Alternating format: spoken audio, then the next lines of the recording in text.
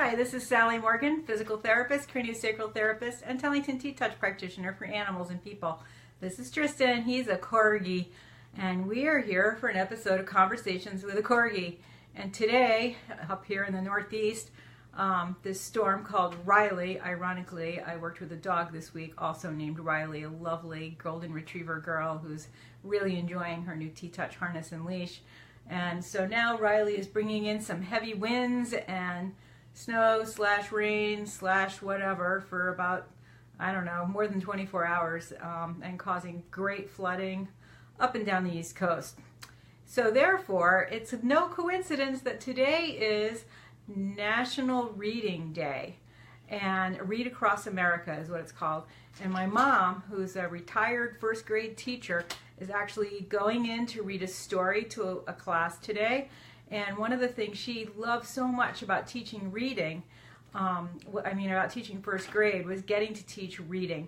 That moment when a child can put together a whole sentence and extract meaning from it is always a great aha moment, and my mom never gets tired of seeing kids learn to read. So I thought, in honor of Read Across America Day, we would read a book together. And I looked through my Corgi kid books, and I found actually 2 or 3 that were pretty interesting. I even have a really nice book about Lendon Gray, written from the perspective of a mouse. That's a nice little children's book. It's a little longer than what I wanted to do today. So today we're going to read a book together that I recently discovered. I don't think it's been out that long. It's by E.B. McHenry, and it's called Has Anyone Seen Winnie and Jean? Look at those cute corgis.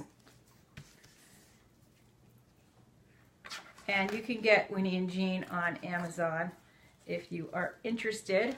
Here's the first page. Look at the cute corgis looking out at the sea. The waves would be over them today. This book was written for Peter. Winnie and Jean have not been seen since Tuesday before tea. And here is a very cute picture of the little corgi photos down there that they drew in. The pictures in this book are super cute. They dug between the fence in the place where the roses had been.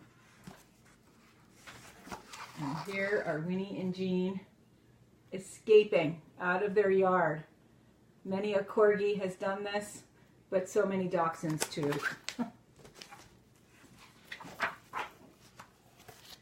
We called after them, Winnie, Jean. And you can see the little holes under the fence, and Winnie and Jean are scampering off over here. They're super cute in their little green coats.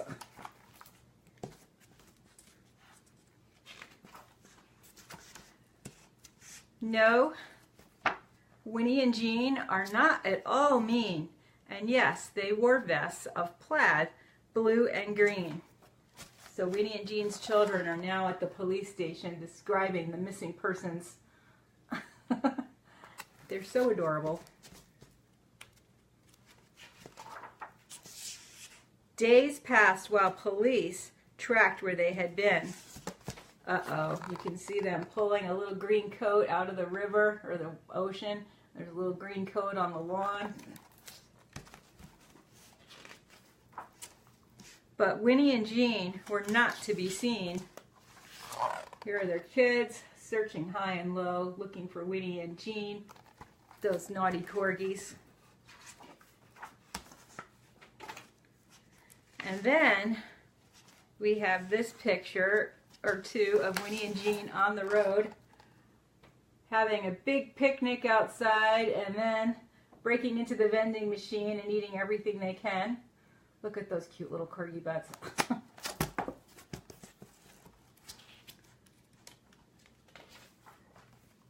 Hello, Officer Dean. It's about Winnie and Jean. Why, it's nearly a week. Have they even been seen?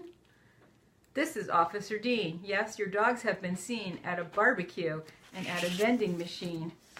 And over here on the left, those black and white pictures are Winnie and Jean's mugshots breaking into a person's barbecue and a vending machine.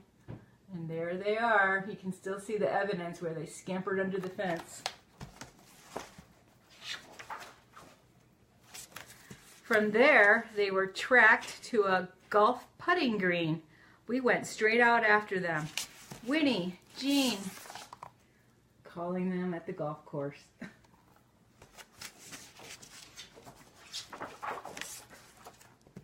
Winnie and Jean, unleashed and unclean, were free in a way that they had never been. They heard all the calls for them. Winnie, Jean. There they are, scampering off across the golf course, those naughty corgis. Near the end of the week, they were chased off the green. Look at them flying away from the angry golfers. Go, Winnie, go, Jean. In her haste, Winnie tripped and slipped down a ravine. Barking above her for hours was Jean. Uh-oh, poor Winnie. Look at her, slumped on a rock down there, and her pal Jean is barking, barking, barking, like any good corgi. This eventually brought police to the scene. Now you can see there's a corgi in the car, and they're searching down the ravine for the other corgi. Officer Dean drove home, Winnie and Jean, and suggested we patch up our fence with some screen. Here they are, going back to their children.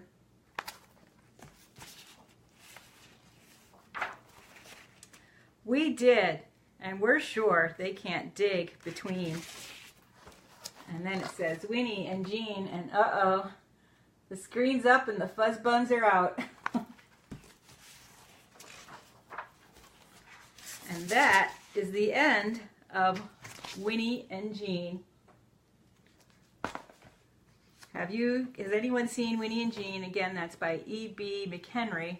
It's a cute little book of some corgis running away. Generally, we don't lose our corgis this way. I honestly don't know anyone's corgi who's ever dug under a fence to escape. But it's an adorable book, and I love that the corgis break into the vending machine and raid a barbecue so that they're well fed while they're on the road having a big adventure. So my son Tristan here, he's had a bath last evening. I had to brush him for about 20 minutes, which is one reason we were starting a little late today, because as anyone who knows with a dog, once you wash them, all the hairs come out. And I'm trying to contain them. I'm working on a little dog hair project. And then tomorrow we will be off to our fun dog show down at the local high school. And Tristan will be trying out his new and improved lobster costume. And I don't know what we're doing in Dancing Dog. Usually they just want a poodle in a tutu to twirl in a circle. We usually do something much more elaborate, but we have to practice. And with the storm today, we have plenty of time to do that. So thanks for joining us today for this episode of Conversations with a Corgi. If you have any children in your life, get a book and read them a story today. And if you don't have any children in your life, take some time to read a book of your own, because it's National Read Across America today, and all across the country people are celebrating reading.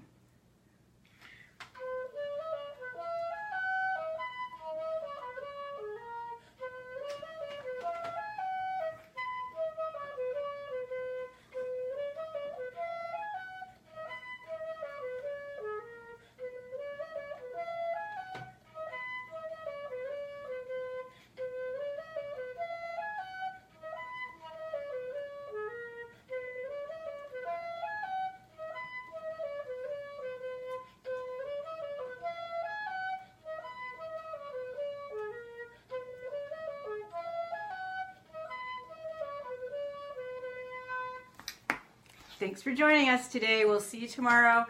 We might be a little earlier than 9:30 because I kind of have to be out of the house around 10:30. But this storm is supposed to last even into the morning hours. So I might try to, I have to actually be set up and ready at 12. So I might sneak out at 11 to get there and not have to face too much bad driving and yuck. We only have to go about 4 miles. So everybody have a great day. Stay dry, stay warm, stay safe in this weather. Don't go out unless you have to if you're on the East Coast. Thanks for joining us.